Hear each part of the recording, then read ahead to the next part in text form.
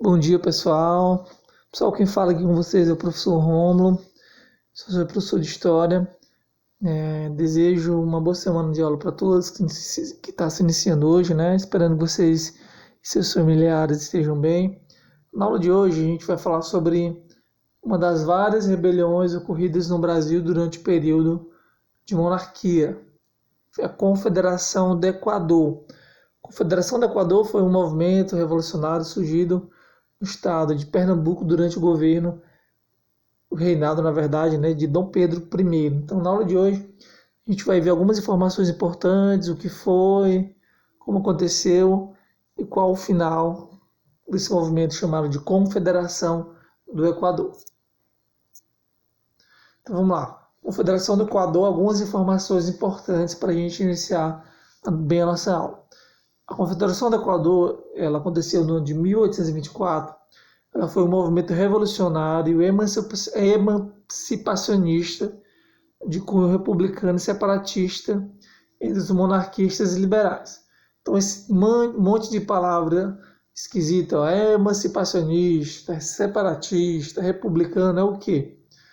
Significa que o movimento da Confederação do Equador foi um movimento que tinha a pretensão de separar o estado de Pernambuco do restante do Brasil e transformar esse estado de Pernambuco numa república. Por isso que ele é um movimento emancipacionista, que é o que é emancipar, separar, sair de cunho republicano, porque ao sair, ao se separar do Brasil, o estado de Pernambuco ia deixar de ser monarquia para ser uma república. A Confederação do Equador ocorreu na região nordeste do Brasil em 1824, durante o período do primeiro reinado durante o governo do Dom Pedro I. O Brasil teve dois reinados como país independente. O primeiro reinado durante o governo de Dom Pedro I e o segundo reinado durante o governo do Dom Pedro II, pai e filho.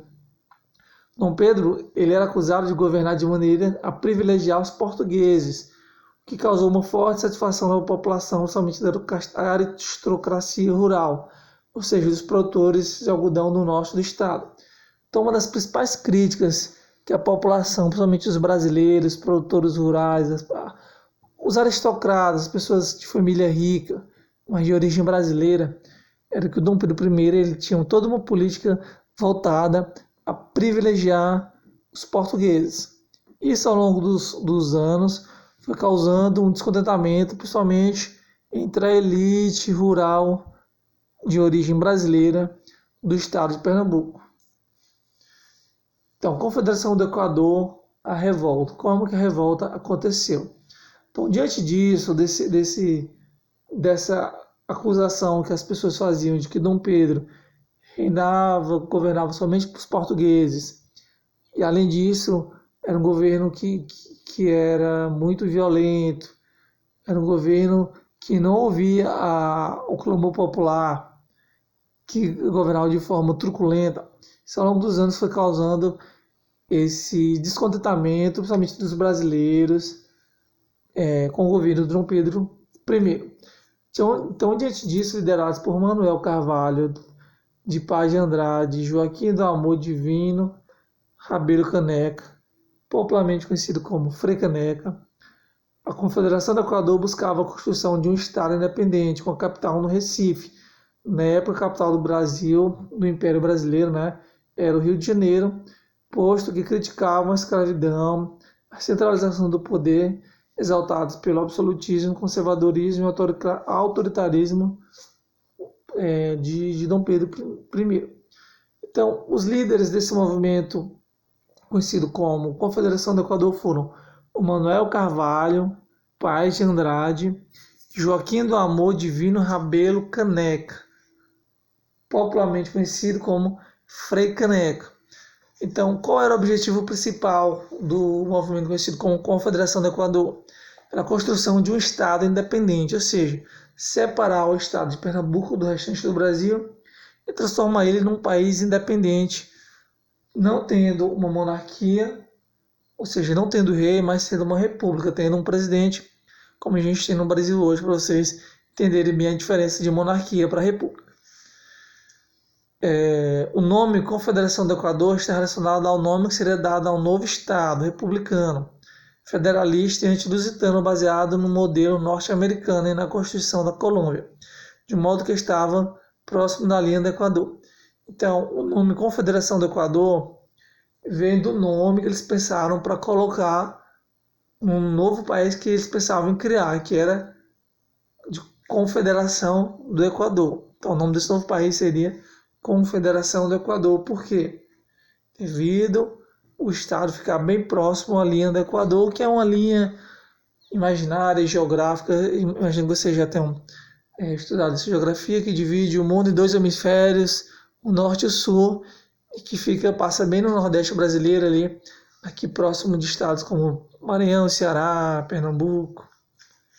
Então, Confederação do Equador vem desse nome, o nome que eles pensaram em dar ao futuro país, ao futuro estado independente, quando eles tivessem êxito com a rebelião. Confederação do Equador, o fim do conflito. Então a gente já viu que a Confederação do Equador foi um movimento separatista contra o governo de Dom Pedro I, que tinha como objetivo separar o estado de Pernambuco do resto do Brasil, transformar ela numa região independente, baseado em sua política na República. Agora, como é que esse movimento acabou? Inicialmente, a revolta eclodiu no estado de Pernambuco, expandindo-se para outros estados, tal qual o Ceará, Rio Grande do Norte e até mesmo a Paraíba. O resultado final do confronto foi a execução e a prisão da maioria dos seus líderes, posto que foram reprimidos pelas forças imperiais comandantes pelo almirante Thomas Cochrane. Por fim, o jornalista Cipriano Barato foi preso, Padre Mororó foi executado e Frei Caneca, mentor intelectual do movimento, foi fuzilado, foi morto em 13 de janeiro de 1825, no Largo das Cinco Pontas, no Recife, enfraquecendo dessa maneira a Confederação do Equador, fazendo com que o movimento chegasse ao fim cerca de um ano após a eclosão do movimento. Então, em resumo, o movimento acabou com a prisão e a execução dos principais líderes. Ao longo do tempo, essas prisões dos líderes foi enfraquecendo o movimento, fazendo com que o movimento finalmente chegasse ao fim no ano de 1825. Então, são essas informações sobre a Confederação do Equador.